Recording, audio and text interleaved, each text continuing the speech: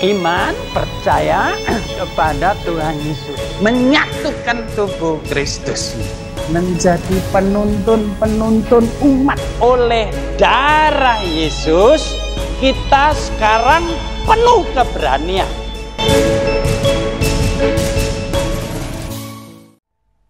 Puji nama Tuhan. Hari ini ingin saya ajak kita semua belajar mengenai doa orang Kristen. Untuk itu mari kita baca dari Kisah Para Rasul-Rasul pasal yang ke-12. Kisah Perbuatan Para Rasul-Rasul pasal yang ke-12, mulai ayat yang ke-4. 12 ayat yang ke-4 sampai kira-kira 9 atau 10 ataupun ayat 11. 12:4. Setelah Petrus ditangkap, Herodes menyuruh memenjarakannya di bawah penjagaan 4 regu, masing-masing terdiri dari 4 prajurit. Maksudnya ialah supaya sehabis Paskah ia menghadapkannya ke depan orang banyak. Demikianlah Petrus ditahan di dalam penjara. Tetapi jemaat dengan tekun mendoakannya kepada Allah. Pada malam sebelum Herodes hendak menghadapkannya kepada orang banyak, Petrus tidur di antara 2 orang prajurit, terbelenggu dengan 2 rantai. Selain itu, prajurit-prajurit pengawal sedang berkawal di muka pintu. Tiba-tiba berdirilah seorang malaikat Tuhan dekat Petrus, dan cahaya bersinar dalam ruang itu. Malaikat itu menepuk Petrus untuk membangunkannya. Katanya, "Bangunlah segera." Maka gugurlah rantai itu dari tangan Petrus. Lalu kata malaikat itu kepadanya, "Ikatlah pinggangmu dan kenakanlah sepatumu." Ia pun berbuat demikian. Lalu malaikat itu berkata kepadanya, "Kenakanlah jubahmu dan ikutlah aku." Sampai di sini dahulu, saudaraku. Nah, di sini kita baca tentang Petrus. Petrus dipenjarakan. Petrus ini anak Tuhan.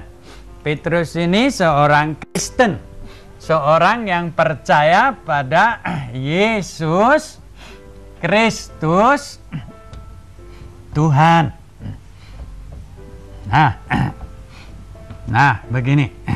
Nih, Petrus adalah anaknya Tuhan, putra Tuhan. Tapi masuk penjara. Aneh ini. Dia masuk penjara bukan karena mencuri, bukan karena menipu. Dia masuk penjara karena Tuhan, seizin Tuhan. Karena melayani Tuhan, masuk penjara. Barangkali saudara yang sedang melihat ini sekarang juga sedang dalam penjara gitu. Bukan penjara dunia, mungkin penjara rohani, terbelenggu. Tadi kita baca Petrus tidur di antara 2 orang prajurit terbelenggu dengan 2 rantai. Tulis di sini. Jadi ada belenggu, 2 rantai. Saya kira kaki tangannya keduanya itu dibelenggu, dirantai. Nah, saya kira saudara dan saya sering mengalami ini juga. Dibelenggu oleh iblis, dirantai oleh ikatan-ikatan tertentu. Nah, apa yang harus kita perbuat? Banyak orang Kristen kalau di penjara, dibelenggu, dirantai, lari kemana? Waduh, macam-macam, lari ke Mbah Suro, Mbah Jugo, lari ke Nyai Loro Kidul, apalagi sinsai dipanggil, dukun-dukun dipanggil. Tapi kita baca di sini, saudaraku, tidak begitu. Ayat 5, Kisah Rasul 12 ayat 5, ditulis, demikianlah Petrus ditahan di dalam penjara. Nah ini apa selanjutnya? Dikatakan, tetapi jemaat dengan tekun mendoakannya kepada Allah. Lagi sekali, tetapi jemaat dengan tekun mendoakannya kepada Allah. Coba ini kita bahas sama-sama ya, saudaraku. Kalau ini masuk, saya percaya banyak belenggu, banyak rantai, banyak orang Kristen dalam penjara rohani akan terbebas. Nah, coba. Tetapi jemaat dengan tekun mendoakannya kepada Allah. Saya tulis di sini. Tetapi pertama ditulis jemaat. Nah, dengan tekun. Jemaat dengan tekun. Jemaat dengan tekun. Nah, ketiga, mendoakannya. Mendoakannya. Doakan Petrus. Mendoakan Petrus ini. P. Jemaat dengan tekun mendoakannya kepada Allah. Kepada Allah. Kepada Tuhan. Nah, 1, 2, 3, 4. 4 pokok ini sama-sama kita bahas, saudaraku ya. Nanti heran firman Tuhan ini bisa melepaskan kita dari ini. Coba, yang pertama, Petrus masuk penjara, dibelenggu, dirantai, jemaat dengan tekun mendoakannya pada Allah. Jemaat mendoakannya. Dalam bahasa Inggris ini boleh disebut united prayer, doa bersama-sama. Jemaat keseluruhannya berdoa, united, bersama-sama. Nah, sama-sama. Nah, ini yang kurang, saudara. Sekarang jemaat Tuhan jarang berdoa bersama-sama itu. Oh ya, kalau kebaktian berdoa bersama-sama itu 1,5 menit barangkali, mendoakan kebaktian itu sendiri supaya Tuhan bekerja, Tuhan beri berkat yang banyak, kan begitu. Tapi ini tidak. Jemaat dengan tekun mendoakan Petrus kepada Allah, mendoakan Petrus yang lagi dalam penjara. Ini yang kurang. Anggota jemaat kesusahan, mengalami percobaan, jemaat zaman sekarang kurang mendoakannya. Kalau diceritakan itu saudara itu lagi kesusahan, oh ya, kapan? Kemarin. Oh ya, kenapa? Oh, ada persoalan begini. Oh ya, kasihan ya, istrinya di mana? Istrinya tuh. Oh iya ya. Nah itu begitu. Bukan jemaat keseluruhannya sama-sama dengan tekun mendoakan dia. Tidak begitu. Nah ini dalam ditulis ini.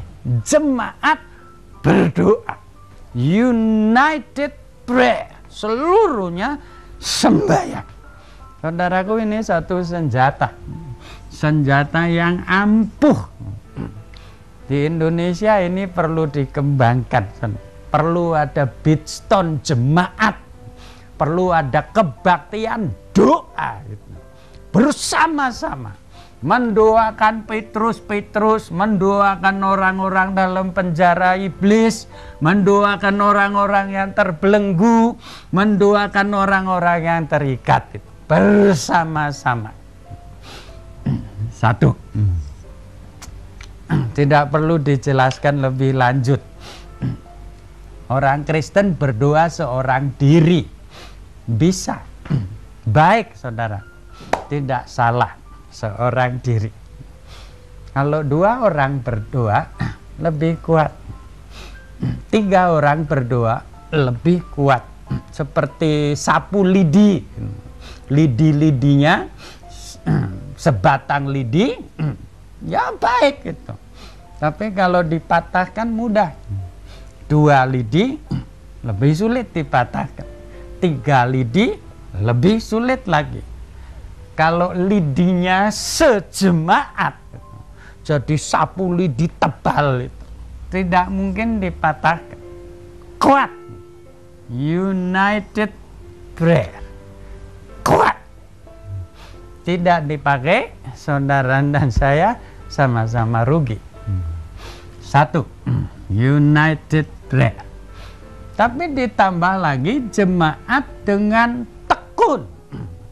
Dalam terjemahan lama, saudaraku, saya bawa ini di sini ditulis, tetapi sidang jemaat itu mendoakan dia, Petrus, kepada Allah dengan bersungguh-sungguh. Ini tekun. Terjemahan lama, sungguh-sungguh. Kita tulis di kedua-duanya ya, saudara. Tuh, sungguh-sungguh. Nah, ini sungguh-sungguh. Bahasa Inggrisnya itu heart prayer.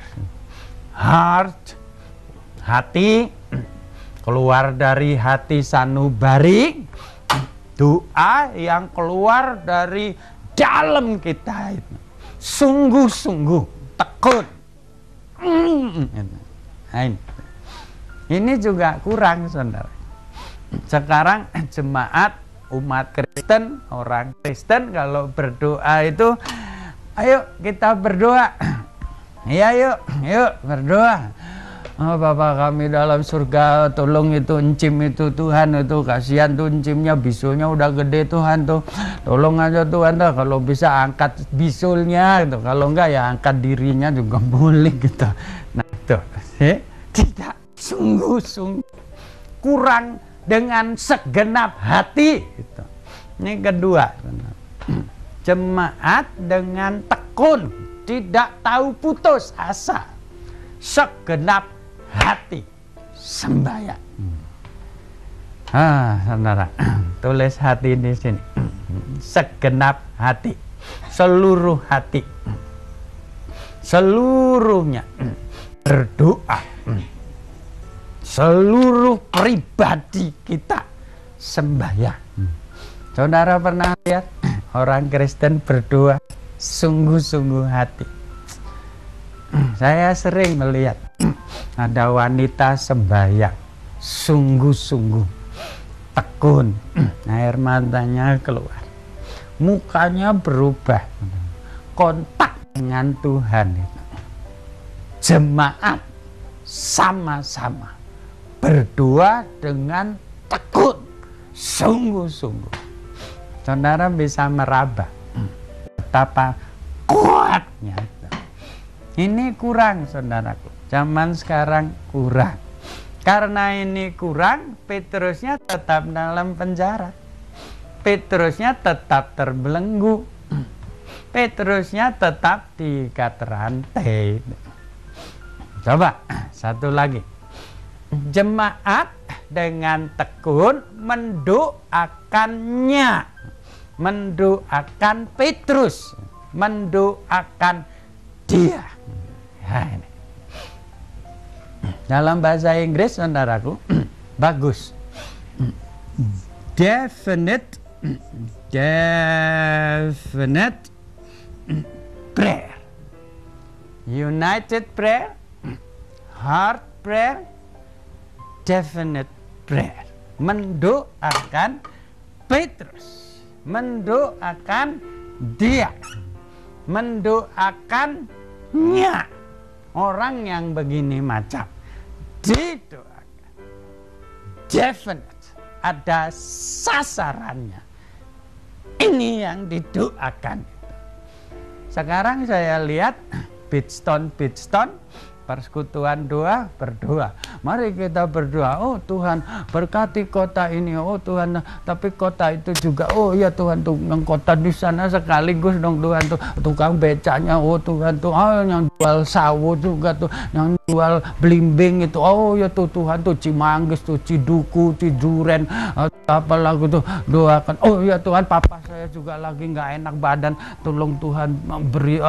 Mama saya juga tuh sakit perut Tuhan tuh. Oh, saya juga tuh Tuhan tuh mau ujian nih Tuhan, tolong Tuhan ini ya. Oh iya pendeta sekalian tuh kasihan gak didoain Tuhan sekalian, pendetanya berkati. Istri pendeta juga tuh Tuhan tuh kasihan tuh mau melahirkan itu Tuhan. Aduh tuh anaknya banyak. Ya anak-anaknya sekalian tuh Tuhan tuh berkati semua tuh.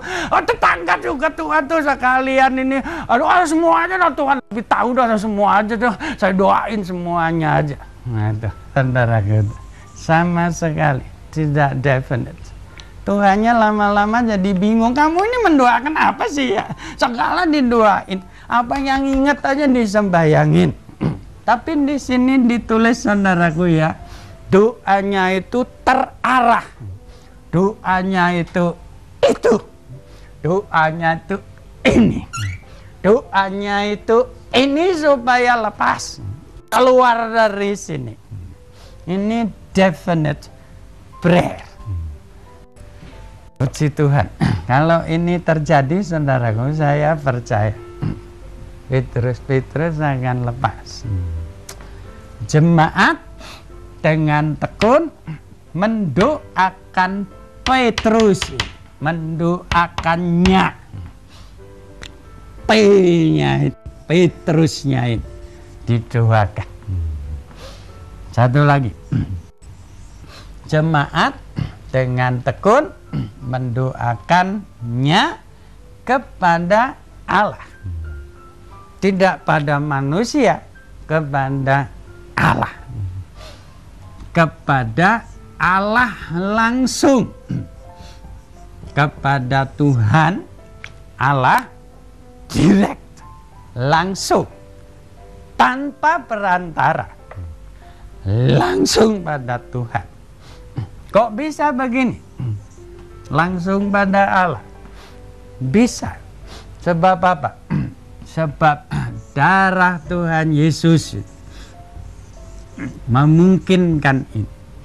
Darah Yesus menyucikan saudara dan saya dari dosa kita.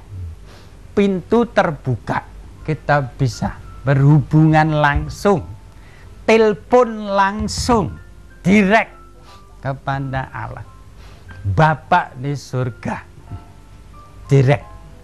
4 pokok, sama-sama berdoa, sungguh-sungguh hati berdoa, jelas-jelas doanya, lalu langsung kepada yang punya kuasa itu, sembahyang. Apa jadi? Mari kita baca. Ditulis di sini ayat 7.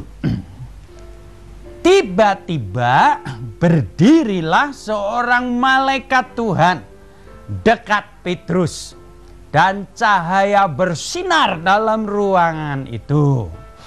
Maka malaikat itu menepuk Petrus untuk membangunkannya. Katanya, bangunlah segera. Coba ke sini lagi ya.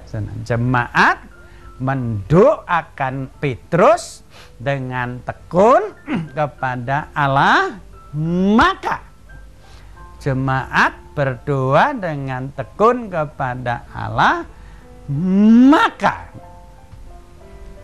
maka tiba-tiba berdirilah seorang malaikat Tuhan dekat Petrus.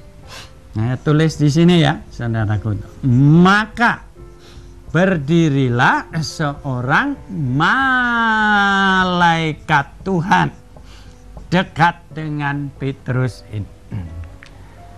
Lagi, jemaat dengan tekun mendoakan Petrus kepada Allah. Sungguh-sungguh hati bersama-sama, jelas doanya langsung pada Yang Maha Kuasa. Tanpa perantara siapapun, langsung semua pada Tuhan. Maka berdirilah seorang malaikat dekat dengan Petrus. Kalau Tuhan kirim malaikat, saudara dan saya sudah bisa meraba ya, saudara, apa yang akan terjadi itu. Mari kita baca ayat 6 sekarang. Ditulis Kisah Rasul 12 ayat 6. Pada malam sebelum Herodes hendak menghadapkannya kepada orang banyak, Petrus tidur. Petrus tidur di antara dua orang prajurit, terbelenggu dengan dua rantai. Selain itu, prajurit-prajurit pengawal sedang berkawal di muka pintu. Nah, saya tidak tahu apakah saya bisa menggambarkannya nih, saudaraku ya. Ini katakan Petrus. Nah, lagi tidur ini. Ini Petrus. Nah, ini duduk lagi tidur. Ditulis terbelenggu. Dua prajurit ini berdiri di sini. Nah, ini dibelenggu. Tangan yang satu lagi ini terbelenggu pada prajurit yang lain. Nah, terbelenggu. Ditulis Petrus tidur. Kalau saudara masuk penjara, dibelenggu kiri kanan pada dua orang prajurit. Ini prajurit dibelenggu begini, bisa tidur tidak? Kalau saya rasanya nggak bisa tidur, saudara. Bagaimana bisa tidur ini? Prajuritnya gerak, ini ikut gerak. Prajurit ini gerak, ini ikut gerak. Seperti terus digoyang begini saja. Mana bisa tidur? Tapi Petrus tidur. Kalau menurut saya, saudaraku, ini tanda ada sejahtera. Tidak seniwen, tidak naik urat sarafnya, tidak kumat, ada rest, ada sejahtera, ada rasa sentosa dalam hati, ada iman, percaya. Aku tidur, nanti kan beres. Jemaat dengan tekun berdoa kepada Allah. Maka malaikat berdiri di dekat Petrus. Petrusnya lagi tidur, dibelenggu pada dua orang prajurit. Di muka pintu ada dua prajurit lain, jaga pintu. 4 prajurit menjaga Petrus. Saudara bisa keluar dari penjara tidak? Dijaga 4 orang prajurit. Terus ditulis, baca lagi ya saudaraku, ayat 6 tadi. Ditulis, pada Petrus tidur di antara dua orang prajurit, terbelenggu dengan dua rantai. Selain itu, prajurit-prajurit pengawal sedang berkawal di muka pintu. 4 orang yang menjaga. Terus ditulis, tiba-tiba berdirilah seorang malaikat Tuhan dekat Petrus, dan cahaya bersinar dalam ruangan itu. Malaikat itu menepuk Petrus untuk membangunkannya. Tadi kan tidur. Bangun. Katanya, bangunlah segera. Maka gugurlah rantai itu dari tangan Petrus. Tidur. Bangun. Tidur. Bangun. Tidur secara jasmani, bangun secara jasmani. Tapi bisa juga kita melihatnya tidur rohani, bangun rohani. Malaikat utusan Tuhan, diutus Tuhan dekat Petrus, dibangunkannya. Jangan tidur rohani, bangun. Apa jadi? rantainya, belenggunya gugur. Ditulis ayat 7, maka gugurlah rantai itu dari tangan Petrus. Ini ya saudaraku, nah begini, nah, belenggu, rantai itu gugur. Gugur artinya lepas. Ini prajurit, tangannya dua-dua terbelenggu, gugur. Saya mau tanya saudara, gimana mungkin? Siapa yang melepaskan itu? Siapa? Yang melepaskan adalah yang mengutus malaikat ini. Yang melepaskan itu adalah Yesus Kristus Tuhan. Mengapa dilepaskan? Karena Petrus ini adalah muridnya. Petrus ini adalah orang yang mengasihi Tuhannya. Masuk penjara. Bisa saudara. Saudara dan saya bisa. Ngalami aniaya problema itu bisa. Petrus ini cinta Tuhan. Tapi terbelenggu. Dirantai. Bisa. Tapi jemaat dengan tekun mendoakannya kepada Allah, maka malaikat Tuhan berdiri di dekat pintu. Bangun, gugur rantainya. Saudara di rumah, saya tidak tahu persoalan saudara. Mau gugur rantainya? Gimana caranya? Bangun. Pihak Petrus bangun. Pihak jemaat sama-sama united prayer, sungguh-sungguh hard prayer, definite, jelas doanya Petrus, lepaskan Tuhan, biar gugur rantai belenggunya. Lalu langsung pada Tuhan, gugur. Benar. Saya percaya bisa lepas. Apa jadi lagi? Sambung sedikit lagi ya. Terus ditulis ayat 8. Lalu kata malaikat itu kepadanya, kepada Petrus, ikatlah pinggangmu, kenakanlah sepatumu. Ia pun berbuat demikian. Lalu kata malaikat kepadanya, kenakanlah jubahmu dan ikutlah aku. Bagus saudara. Coba ikatlah pinggangmu. Ikat pinggang apa? Siapa yang masih ingat? Efesus 6 ditulis tentang selengkap senjata Allah. Antara lain ada ikat pinggang. Ikat pinggang apa? Ikat pinggang kebenaran.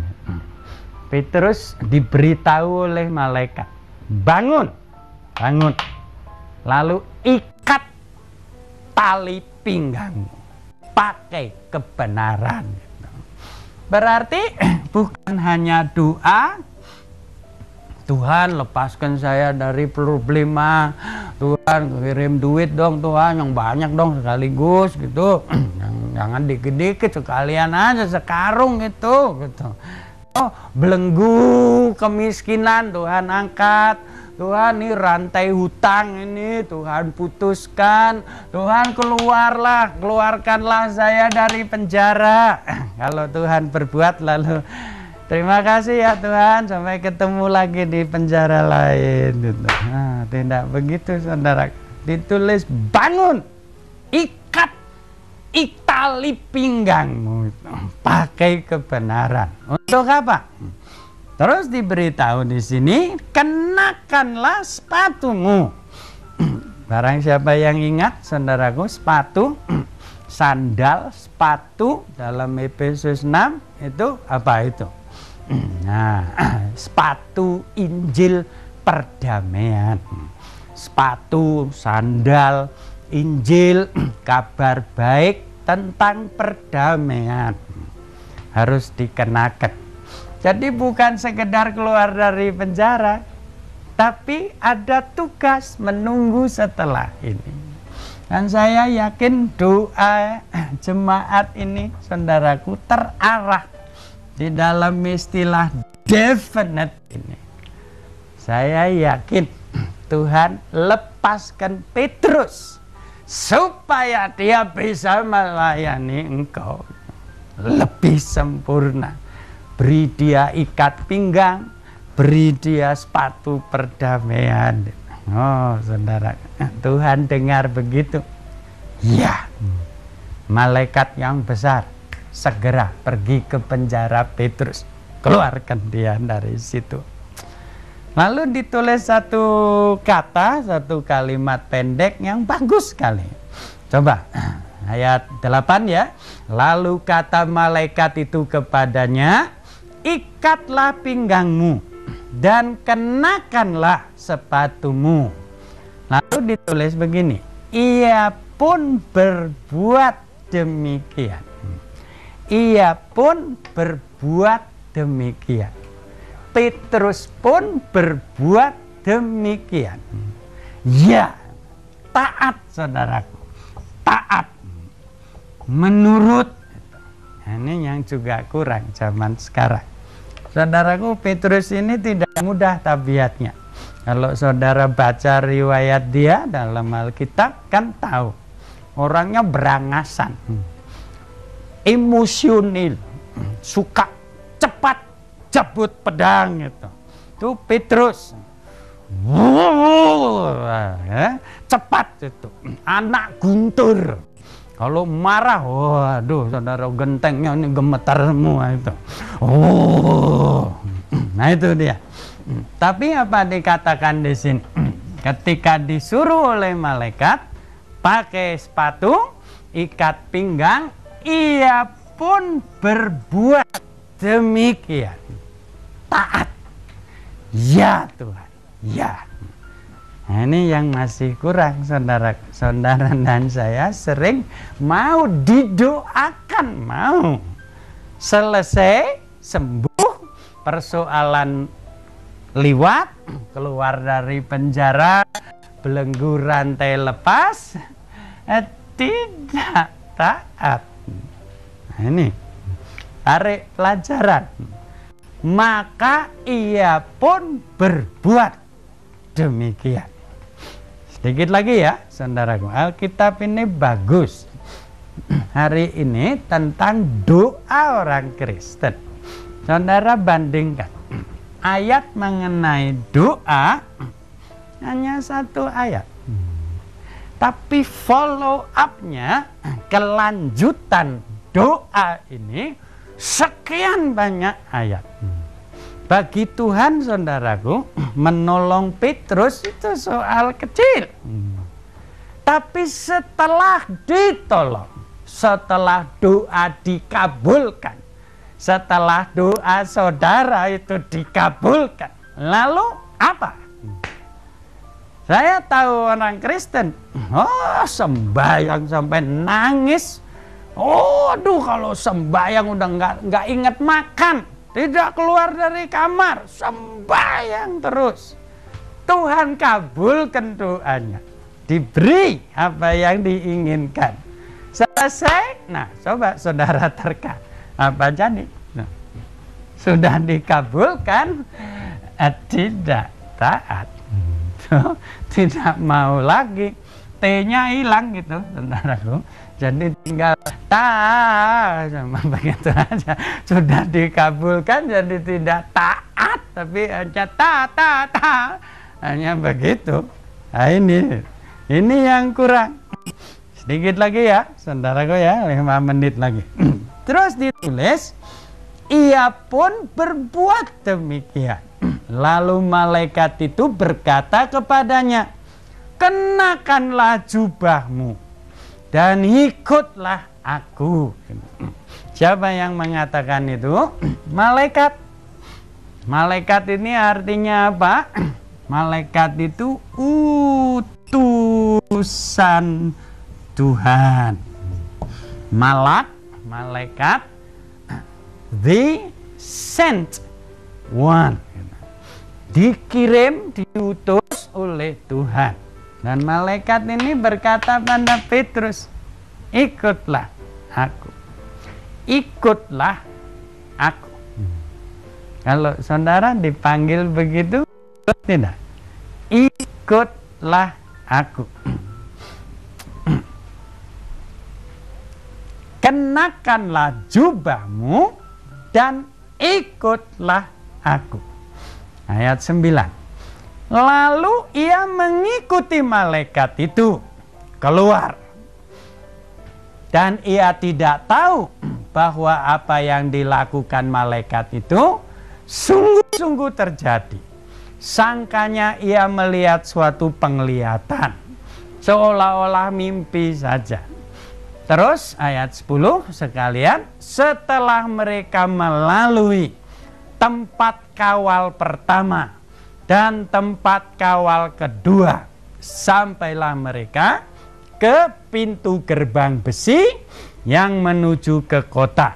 Pintu itu terbuka dengan sendirinya bagi mereka. Sesudah tiba di luar mereka berjalan sampai ke ujung jalan. Dan tiba-tiba malaikat itu meninggalkan dia.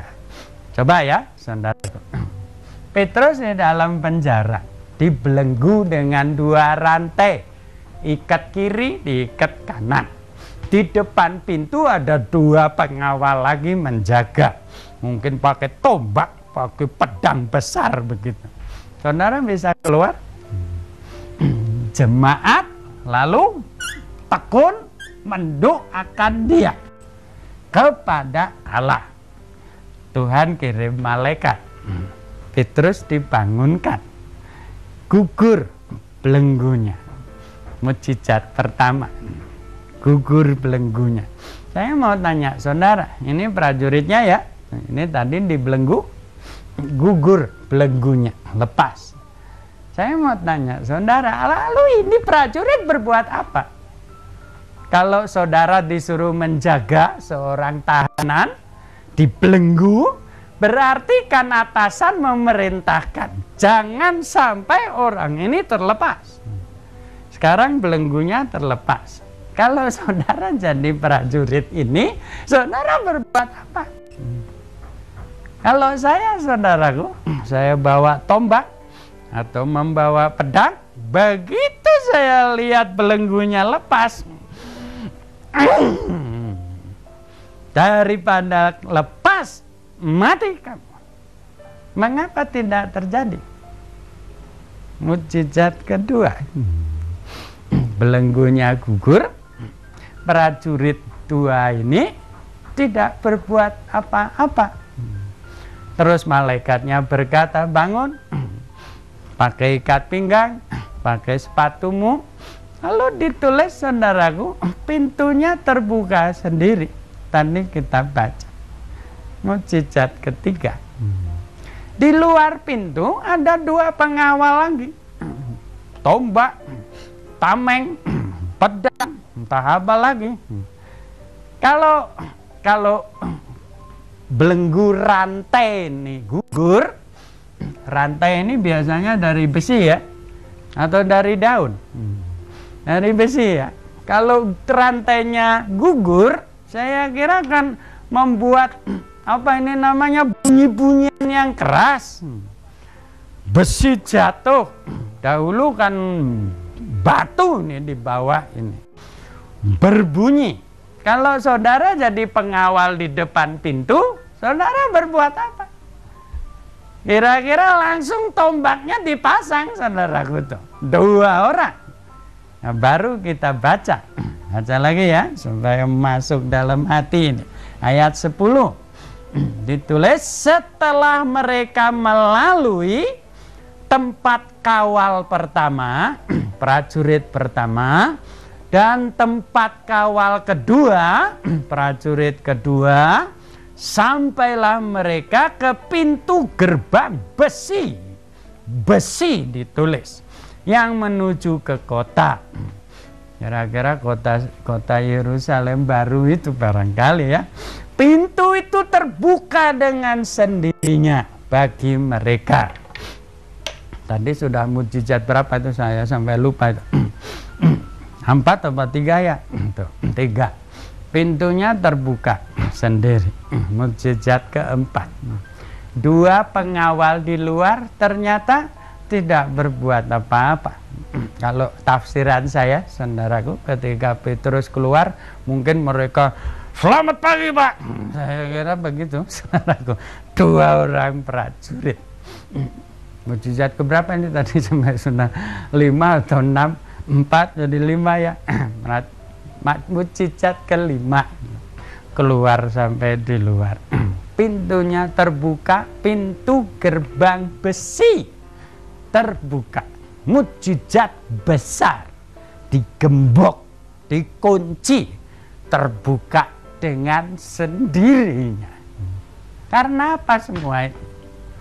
Karena sidang jemaat dengan tekun mendoakannya kepada Allah. Sama-sama sungguh-sungguh hati, doanya terarah langsung kepada Yang Maha Kuasa. 4, 5, 6, 7 mujizat besar. Saudara berdoa tidak? Tidak berdoa, kan rugi. Lalu sampai di luar, keluar dari penjara, rantai belenggu gugur, keluar dari penjara, 4 pengawal tidak bisa menahan. 4 setan besar bersenjata tidak bisa menahan. Tidak bisa menahan apa? Menahan Petrus. Benar. Mengapa tidak bisa ditahan Petrus? Karena ada sidang jemaat sama-sama dengan tekun sungguh-sungguh hati mendoakan Petrus dengan doa yang definite kepada Allah langsung. Saudara berdoa tidak? Saudaraku, dimanapun saudara ada, pakai Kisah Rasul-Rasul 12, baca seluruhnya di rumah. Dan kita memiliki suatu senjata, saudara, suatu senjata yang ampuh. Terakhir ya, saudara, terakhir. Sekarang mode. Sekarang itu kebiasaan orang Kristen. Kalau ada persoalan, lalu mengatakan begini, bantu doa, bantu doa. Kenapa? Sakit perut. Bantu doa ya. Ayo semua berdoa dong untuk saya. Ayo doa, doa, doa, doa, doa, doa. Dirinya sendiri tidak berdoa, hanya minta didoakan. Minggu depan datang lagi kebaktian, bantu doa kan udah minggu yang lalu. Enggak, sekarang sakit kepala. Tolong doain, bantu doa, bantu doa, bantu doa. Bukankah begitu, saudaraku? Tapi Alkitab mengatakan sidang jemaat dengan tekun mendoakan Petrus. Bukan minta didoakan. Petrusnya tidur, saudara. Iman pasti aku lepas. Sentosa saja tidur. Mas, aku tak turu ya mas. Aku mau tidur, kamu jaga gua ya. Mungkin begitu. Nah ya tidur ya, selamat tidur, saya mau tidur. Ada sejahtera, saudara. Ini Petrus. Kesalahan Petrus banyak, saudaraku.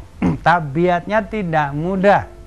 Tapi dia orang yang taat. Dan orang yang beriman. Percaya Tuhan akan bawa aku keluar dari penjara ini. Puji Tuhan. Saudara siap berdoa? Sekarang saja, di mana saudara ada. Lipat tangan saudaraku, hatinya naikkan pada Tuhanmu. Sama-sama saudara dan saya. Sungguh-sungguh hati. Definite. Persoalanmu definisikan, rumuskan, jelas, definite, langsung kepada Allah. Sekarang mari kita berdoa. Oh Tuhan, Tuhan, kami berbicara tentang firman Allah, tentang doa orang Kristen. Tuhan, banyak anak-anak Tuhan masih terbelenggu, masih dipenjarakan oleh iblis. Sekarang kami datang, oh Tuhan, bersama-sama. Di mana kami pun ada, kami satukan hati. Tuhan, kami sembahyang sepenuh hati. Apa yang ada pada kami. Sekarang kami mencari di Kau. Kau ada Tuhan, Kau ada. Kau tahu siapa kami. Kami kenal di Kau. Kami sudah ditebus oleh darah Tuhan Yesus. Kami sembahyang, oh Tuhan, dengan apa yang ada pada kami. Tuhan, Kau tahu persoalan kami. Tidak perlu kami sebut di sini, sebab masing-masing lain. Tetapi sekarang masing-masing kami, Tuhan, kami dapat bawa kepadamu persoalan kami secara definite, secara jelas dan terperinci. Tuhan, dengarkan Tuhan. Kami doa langsung kepada Dikau, Bapa dalam surga, di dalam Tuhan Yesus Kristus. Dengan mengaku kami percaya pada Dia, disucikan oleh darah Tuhan Yesus. Karena itu kami berani datang pada Bapa dengan pengharapan, dengan keyakinan. Doa kami diterima. Terima kasih Tuhan. Kau Tuhan yang baik. Kami puji, kami besarkan nama-Mu. Sekarang oh Tuhan, doa kami, permintaan kami yang definite, yang jelas itu, kami serahkan padamu. Tahu Kau akan mendengar, Kau akan mengabulkan dan memberkati. Terima kasih. Demi nama Tuhan Yesus, di dalam nama Tuhan Yesus, demi Yesus Kristus dari Nazaret, kami minta semua ini. Terima kasih. Amin. Amin.